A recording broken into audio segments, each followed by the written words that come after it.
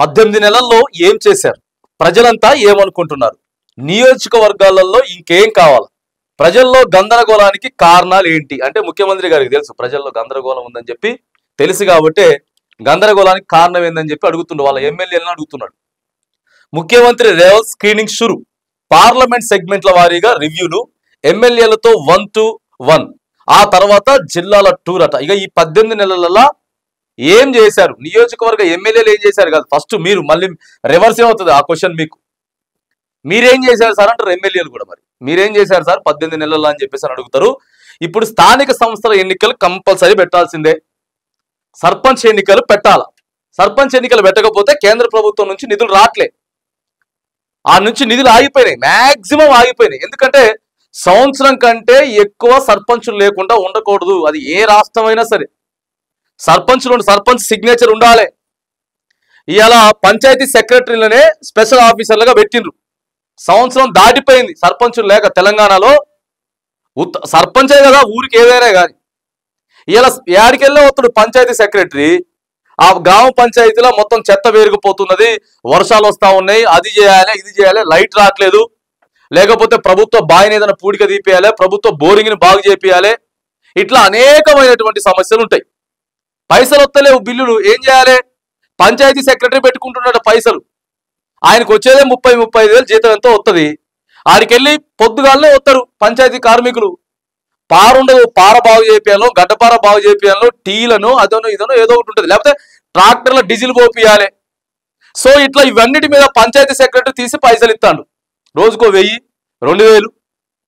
అదే సర్పంచులు అనుకో, సర్పంచ్ ఉంటే నా ఊరు, నేను ఈ ఊరికి ఇవ్వాలి కాకపోతే రేపు బిల్లు వస్తుందని చెప్పి సర్పంచ్ పైసలు తీసి ఇస్తాడు. సర్లే ఓ 5000 తీసుకొని నేను తర్వాత బిల్లు పెట్టుకుంటా, నా ఊరే కదా అని చెప్పి. పంచాయతీ సెక్రటరీ ఆ ఊరు కాదు, యాడికెళ్ళో 30 కిలోమీటర్లు 50 కిలోమీటర్ల దూరం నుంచి పంచాయతీ సెక్రటరీ వస్తాడు ఈ ఊరికి. ఆయనకి ఏం అవసరం? ఇప్పటికే సంవత్సరం నుంచి పెట్టుకుంటూ వస్తున్నారు డబ్బులు. సో ఇవన్నీ ప్రెజర్ ఎక్కువైపోయింది ప్రభుత్వం మీద. ఎప్పుడో 6 నెలల క్రితమే పెట్టాలి ఎన్నికలు, కానీ దమ్ము లేదు, ధైర్యం వాస్తవంగా లేదు. ఎందుకంటే ఇప్పుడు ప్రజలంతా కూడా వ్యతిరేకంగా మాట్లాడుకుంటా ఉన్నారు. ఇంటర్నల్గా సర్వే చేయించుకుంటే ఇప్పట్లో మనం చాలా ఇబ్బంది అవుతుంది ఎన్నికలలో పోతే, కానీ పోవాల్సిందే. ఇక జూలైలో ఎన్నికలు జరిగేటటువంటి అవకాశం అయితే క్లియర్గా ఉన్నది. నాగర్ కర్నూలు ఎంపీ సెగ్మెంట్కి సంబంధించినటువంటి ఎమ్మెల్యేలతోటి ఆల్రెడీ సమావేశం అయిపోయింది. ఏం చేసినాం మనం, ఇంకేం చేయాలి, ఏం చేశారు అసలు, కొత్త రేషన్ కార్డులు ఎంతమందికి ఇచ్చారు, కొత్త ఇందిరమ్మ ఇండ్లు ఎంతమందికి ఇచ్చారు, పెన్షన్లు ఎంతమందికి పెంచారు, పెన్షన్లు ఈ పెద్ద వద్దు, స్కూటీలు, తులం బంగారం ఇవన్నీ వద్దిగా, అవన్నీ వేస్ట్ ముచ్చట్లయి. ఇక దాని గురించి మాట్లాడకుండా పెద్ద ప్రయోజనం లేదు. కానీ ఈ కనీసం చేయాల్సిన ఏమైనా చేసిర్రా? మరి అదే అడుగుతారు ప్రజలు. ఇప్పుడు రైతు భరోసా ఎంతమందికి వేసిండ్రు? పోతే మాకు రైతు భరోసా రాలేదని అడుగుతారు. ఇలా మనం సర్పంచ్ గారిని కాంగ్రెస్ పార్టీకి ఓటేయంటే నేను సంవత్సరాల క్రితమే ఓటేసిన కదా, మరి నాకు రేషన్ కార్డు వస్తుందని చెప్పిర్రు, 100 రోజులలోనే ఇందిరమ్మ ఇండ్లు వస్తుందని చెప్పిండ్రు, నాకు పెన్షన్ 2000, ఇంకేమున్నది 2000కి 4000. పోయిన నెల ఎంత వచ్చిందమ్మా పెన్షను? 2000 వచ్చింది కదా, ఇక వచ్చే నెల నుంచి మనం 4000 ఇస్తున్నాం. చెప్పిరా చెప్పలేదు? ఇంకా అవన్నీ ప్రజలు మాట్లాడుకుంటా ఉన్నారు. ఇక సార్ ఏం చెప్తున్నాడంటే ఒక స్క్రీనింగ్ అయితే షురూ చేస్తాడు. ఇక ఎమ్మెల్యేలు ఏదో ఒకటి చేసి మండలాల్లో ఏ అధికారులు అయితే ఉన్నారో వాళ్ళని పిలవండి, కూర్చోబెట్టండి, సమావేశాలు నిర్వహించండి, ఎట్లా చేసైనా సరే సర్పంచ్లు మనం ఎక్కువ కొట్టాలా, ఇది కాన్సెప్ట్ ప్రస్తుతం. ఇక సర్పంచ్లు గనక బీఆర్ఎస్కి ఎక్కువ వచ్చి కాంగ్రెస్కి తక్కువైంది అనుకోండి, ఇక ఈ 3.5 ఏళ్ళు ఏదో తూతు మంత్రంగా నడుచుకుంటూ పోద్ది, పరిపాలన ఏమి ఉండదు. ఇక్కడ డల్ అయిపోతారు కదా.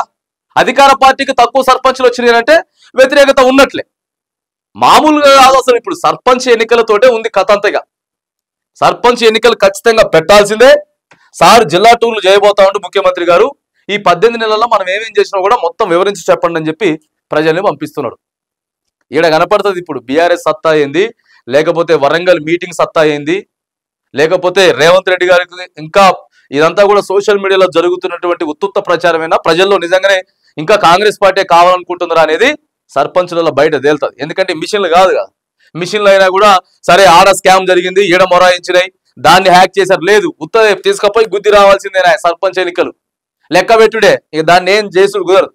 సో ఇప్పుడు జూలైలో ఖచ్చితమైనటువంటి ఒక తీర్పు ఎవరు వచ్చినా కానీ, ఒకవేళ బీఆర్ఎస్ పార్టీకి తక్కువ వస్తే మాత్రానికి మళ్ళీ కేటీఆర్ మళ్ళీ కొన్ని రోజులు పక్కకు తిప్పుకోవటం. 2 సంవత్సరాలు ఈ సర్పంచ్ ఎన్నికల ప్రభావం 2 సంవత్సరాలు చూపిస్తుంది. 2 సంవత్సరాల వరకు కాంగ్రెస్ అయినా కానీ బీఆర్ఎస్ అయినా కానీ గమ్మన కూర్చొని ఉండటమే. మళ్ళీ ఎన్నికలు అయితే 2 సంవత్సరాలు అయిపోతే ఇంకో సంవత్సరం ఎన్నికలే కాబట్టి మళ్ళీ ఇక అప్పుడందరూ మళ్ళీ ముందుకొస్తారు.